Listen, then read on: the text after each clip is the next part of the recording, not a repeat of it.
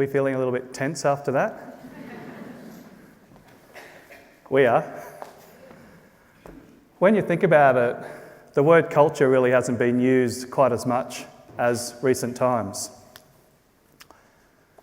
Brexit, even after yesterday, right?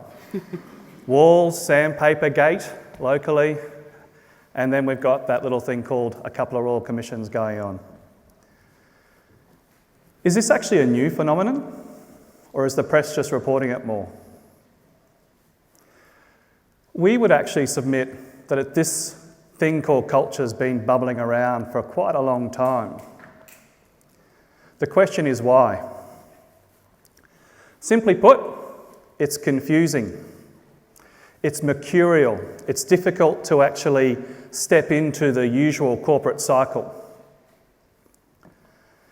How hard is it just to get everybody to agree on a very, very simple definition of what culture is? Add to that, it's actually very, very complicated. Step into your usual life. I don't know what yours is like. Yeah? You're about to go to a meeting. You're probably running a little bit late. You join that meeting. There are 9 other people in that meeting, which makes 10 in the room. Each and every one of those 10 people actually experience something quite different to the other. Yeah? So the felt experience of culture, 10 different ones, just for 1 hour. Then you're a little bit late to the next meeting, and you got 9 more people. They're different people with yourself. 10 more experiences. If you actually extend that logic out to your working life, it's incredibly mind-boggling. So what do? How do you measure? How do you make it impact? It's all about leadership, isn't it? Or is it? There can be people in that journey, even when you're making the best efforts on culture, that are experiencing something different all the time, because we humans are actually quite complicated. And if you really, really want to do something about it that's meaningful, it actually takes time. It takes significantly longer than most of us think. There are no silver bullets in terms of getting things done. There's no switches we can switch. And as I said, it can't be compartmentalised into the normal rhythm of most organisations. Now, what CEO or board actually wants to hear that? Yeah? And who can blame them? They've actually got shareholders, they've got boards knocking at the door saying we've got to get our quarterly results, we've got to get our half-yearly results, we've got to get our yearly results. They need a return. So it's confusing on one hand, it's complicated on the other, but if you believe the press and what we kind of know to be true, it actually needs our urgent attention. Because of its nature, Corinne and I felt the most important thing to explain it was actually to use a metaphor. And as you can see, the metaphor that we chose was the ocean. Why did we choose the ocean? Well, it's always there, it's ever present. It's actually very, very hard to control, but it does need to be kept clean and it needs to be nurtured with care and diligence. When the tide is right, you can get on a wave, positive performance. Everybody shares it, not just a few people. It can actually be quite scary, but beautiful at the same time. There's a connection that exists between all the inhabitants of the ocean. And there are multiple species of all different shapes of sizes that exist. So when you're thinking about organisational culture, we encourage you to start thinking about the ocean. So we're here today to provoke a little bit of thought in the way that you think about culture, but actually a little bit of action as well. We've written a paper, the paper's called Catching Waves, and I guess from my perspective, all the conversations that I seem to have these days around business involve this word culture. I've been fortunate to actually spend a lot of time in different parts of Australia and also different parts of the world. My passion is to try and help people get to something on culture faster and learn from the experiences that I have. When I see organisations get culture right, I see them get to performance in a more long-lasting, sustainable way, not short-term. And I also see them get through the inevitable bumps in performance faster and with a lot less fallout. Corinne.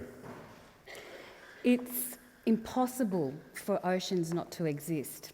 They cover about 70% of our world, and they're ever flowing, they're ebbing and flowing, and they're a powerful resource. And they're there whether we're paying attention to them or not. And culture's much like that. It is impossible for an organisation not to have a culture, regardless of how big or small or what industry it's in. And what I know to be true after nearly 30 years of working in an organisation or with an organisation is that when you get culture right, it is a powerful influence and creates a massive value. It's the gift that keeps on giving. It is of benefit to your people, your clients, your stakeholders and your shareholders. I also know that it, like any worthwhile endeavour, it takes some time, energy and effort.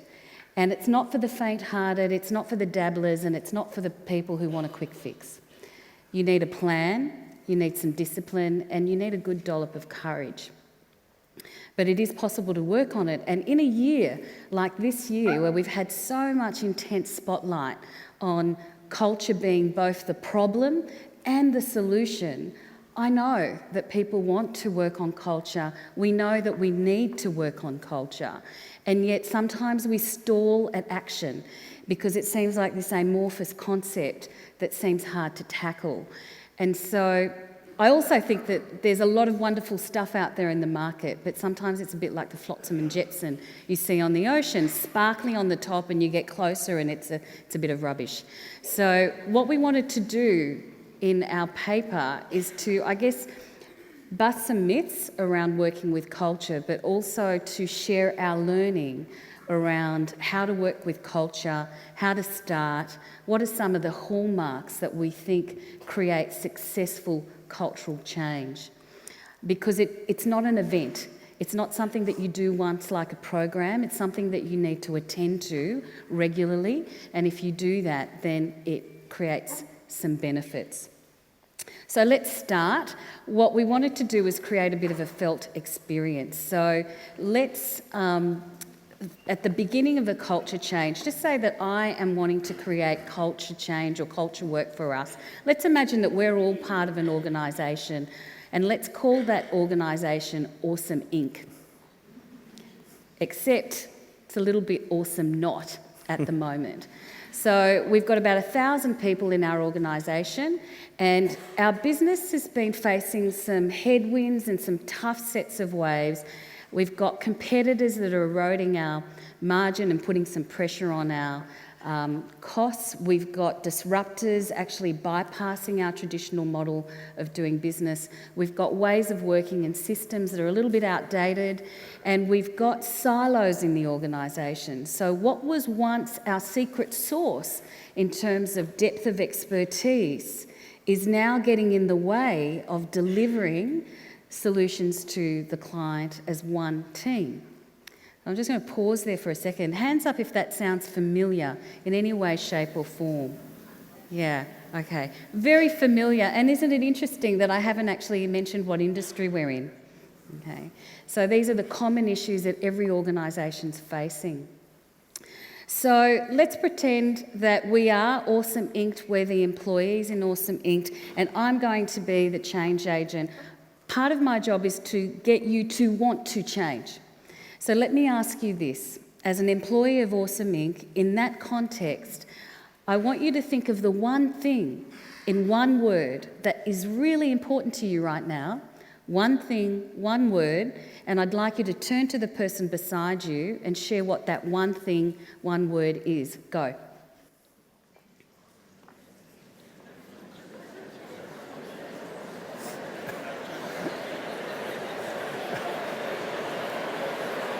Wow. Did I mention one word? Okay. So let me ask you this. Hands up if you had exactly the same word. Okay, not very many. Okay, so right from the get-go, I'm challenged because I've got 1,000 people in my organisation. We need to change our culture, and I've got the same 1,000 people, each holding a different view of the world, having a different need, valuing different things. So, at the beginning of the journey, before you do any work, you need to read the conditions. And what do we mean by that? Surfers don't just jump in the waves. They listen to the weather report, they show up at the beach and they verify their intel. We're going to have to do the same thing. So there are 3 things that we're going to do at the beginning of our journey. The first thing is know our why. Okay? If I'm going to convince you to want to change, I don't want you to do it because I'm telling you to do it. I would like you to do it because you see the value in doing it. And to do that, I've got to have a very good reason as to why this is important, not just to the organisation, but why you should care about it. If you know your why, you will be able to communicate that. And it's important because the water will get choppy and you'll need to anchor into that from time to time. The second thing that we need to do is to ask, where are we going? We have to look to the horizon and we have to pick a spot to actually understand, what does that world look like? What are we doing in that world that we're not doing right now? And what is going to be the benefit of it? People need to know what the direction is. And the third thing that you need to do is actually establish a baseline. You need to understand your starting point. You need to measure your culture. Because it's only then that you can clearly see the distance, how far you're going to have to paddle out in order to get to that future state. And you can mark the buoys along the way to actually help you get there. So read the conditions. Once you've read the conditions, you're ready to paddle out. And what happens when we paddle out? Anyone ever paddled out before? Yeah? Either metaphorically or on a surfboard. I've tried both. I'm better metaphorically. What goes on? It's a little bit of anxiety, isn't there? Is it going to work? If we think about culture change, you know kind of where you're going, you've got a bit of a vision, but there are people in your organisation that may not quite be in the same space yet. So it requires a steely resolve, it requires persistence, and it requires bringing yourself back to that vision that Corinne talked about. Bring everybody into the vision. Remind everybody. So there's no change ever occurs in life without anxiety. So it's time to breathe, take stock, move forward. You've got a plan. When you're surfing, for those that don't surf, I'm sure you know, how many boards do you actually go out on? Just the one? We think it's the same for culture. There's a lot of discussion that goes on, and I can understand why, that talks about safety culture, talks about an inclusive culture, results orientation culture, risk culture. Thank you very much to the APRA review on decision making in corporates. Yeah? And innovation culture. I'm sure a lot of you have heard that word around your offices these days. We actually think, whilst we understand it, it's a little bit distracting because our view is there's actually one culture. And what does that culture deliver? That culture should deliver, when it's going well, safe employees. It should deliver an experience where everybody can actually be part of the journey. It should deliver an experience where you are assessing and making decisions on the basis of appropriate risk. It should be an experience where everybody's got the right to have a good idea and see how to get it tested out. Yeah? And it should be an experience where you're getting results. So from our point of view, there's really only one culture. Environments change, structures change, the culture's consistent.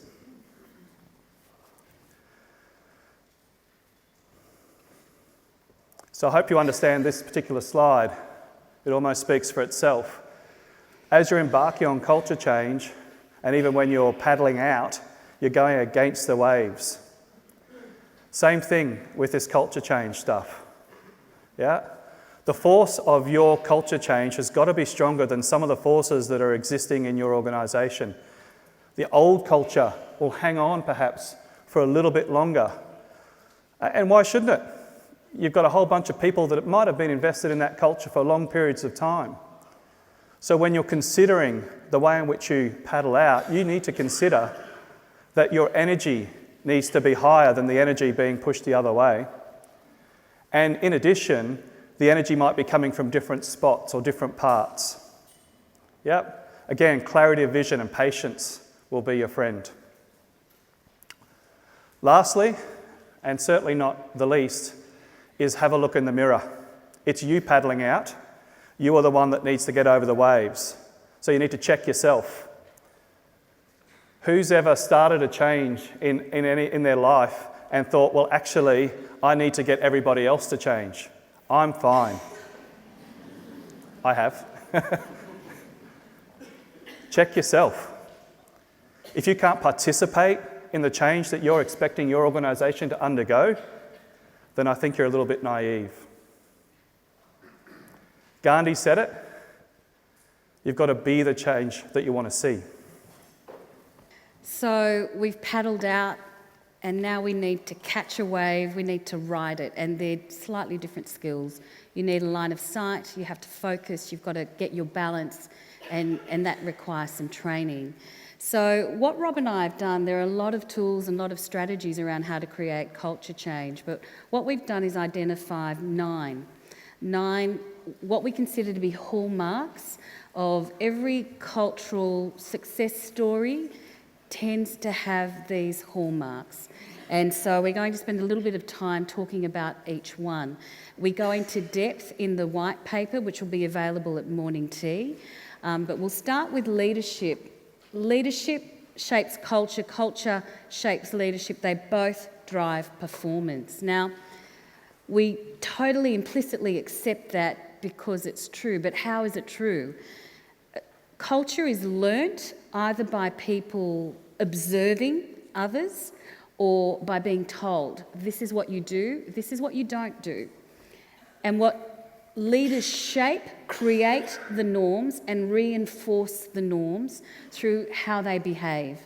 It's not about your personality, it's about how you are showing up. What is it that you pay attention to? What is it that you ignore and let go? Where do you spend your time? How do you react to mistakes? These are all signals to your people around where they need to put their time, energy and effort. They're watching you, whether you're conscious of it or not, and that's part of the responsibility of leadership. So leadership is very important in creating norms and reinforcing the norms. The second thing that I'm going to talk about is really common language. We are attempting at Awesome Inc. to shift the culture where 1,000 people are experiencing one state, and we're trying to move it. So one of the things that's going to help us is to connect through a common language. Language is how we share experiences. It's how we bond. So one of the things about cultural work is we need to create a kinship, a new kinship that allows people to identify with the new future state and to make some powerful connections that help them to want to move there. Storytelling. So we'll keep in the Awesome Inc. hat. Imagine you're the CEO of Awesome Inc. for just a moment. You stand up in front of yourselves, Awesome Inc., and you tell your story. You tell your life story, the good stuff and the bad stuff. You wrap around that life story the common language that Corinne's talked about. What you become when you do that is an immediate beacon for change. Storytelling is so powerful, especially when it's authentic and when it's appropriately timed. And then who does it next? Is it the CFO that stands up and tells their story? The COO? We get to the line, we get to a series of stories being brought to life in an organisation, wrapped up in common language. We're allowed to show vulnerability now. Brene Brown has taught us that, thank you very much. storytelling so powerful? It doesn't happen by itself. People just don't magically learn this language. It needs to be training. There needs to be training.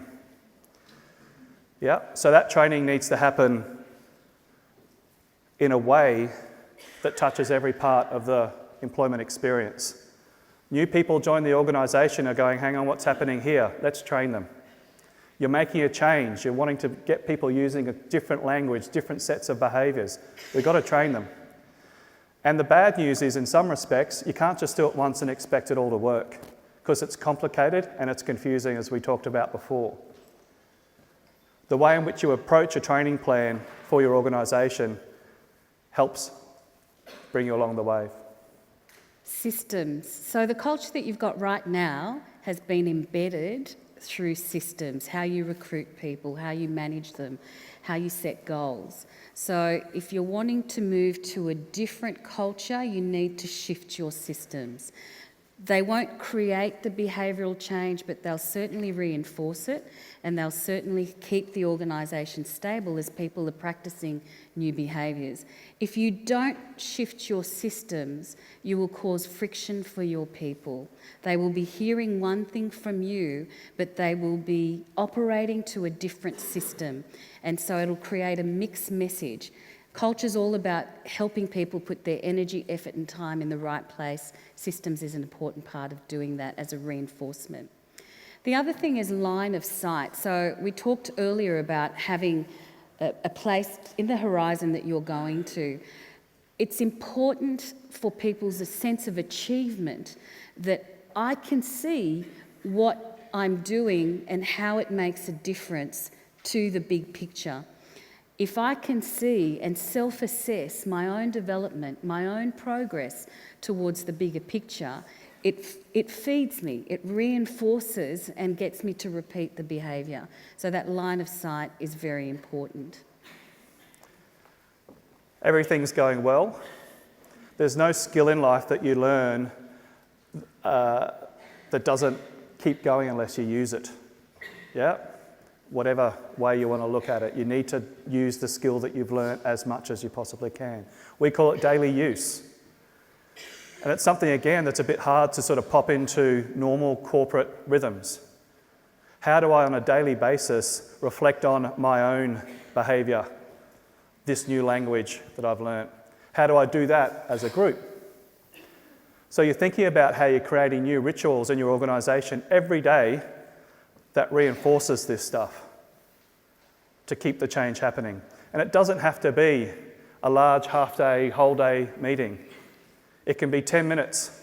It can be 5 minutes. It can be little rituals that you create throughout your organisation to continue that daily use piece. From my experience, this is one of the most underrated areas in culture change. Balance. You're the engineer, you're the architect, you're the leader of this wonderful change. It's going spectacularly. One of these days, you're going to have to step away from it. You're going to have to balance your ego and say, this is going really well. There are people that are pulling it along. There are people that are pushing it along. I need to step back as the original leader. Because if it's going to last in your organisation and you're the only person that's the flag bearer, it'll go away. Yeah? So that original project team, that original leader, whoever the people are that start it, need to be able to balance by stepping back and letting it go. Because if it's one small group, the fire will burn out. And lastly, you have to manage those that are swimming against the tide. So one of the things that every CEO I've ever spoken to who's created successful cultural change, if I say to them or ask them the question, what's the one thing that you would have done differently? Without question, the one thing they would have done differently is manage the people out who were not coming along on the change, who were white-anting the change, who weren't behaving according to the values. It's not the first thing that you do. You give people clear expectations that are unambiguous about what you expect. You give them coaching, you give them training, you give them support, you give them time. But failing all of that, if they're still undermining the work that you're doing, you need to talk to them and help them find a situation that's going to be more aligned to their values. You need to help them out of the organisation. It's very important because otherwise your integrity is on the line. This is not just a question about whether the culture work is at issue, it's actually your leaders' credibility, integrity. If you don't manage people who are not behaving according to your value set, you may as well tell everybody at Awesome, don't worry about it, don't listen to me, I'm not actually serious about what I'm saying. So it's something that you don't do lightly, but it is something that you will, at some point, you may need to tackle. And we know that a lot of the organisations that are going to share their stories today will share different aspects of some of these hallmarks. So, in closing... catchingwaves.com.au. As I said at the beginning of the presentation, we've written a paper. We've had a lot of fun writing it, but it's actually taken quite a bit of time for us. That paper, the content is available to you today, if you like, in hard form, or you can go on to catchingwaves.com.au and you can download it. There's a LinkedIn group that we've started as well that we intend to bring forward in terms of a conversation on culture. So we want to be able to talk about, after this conference and ongoing, what are the things that everybody are experiencing and learning around culture change, and how can we all be a part of a conversation that's making the culture of every organisation as good as it possibly can be. And in closing, culture is not about your industry, it's not about your business, and it's not about your executive team in isolation. It is, however, about all your people, it's about your customers, it's about your stakeholders, it's actually about the community that you're working in it as well. It's kind of like the ocean. And it's there for everyone. It can't be controlled, but it can be kept clean and it can be kept healthy. Thank you. Thank you.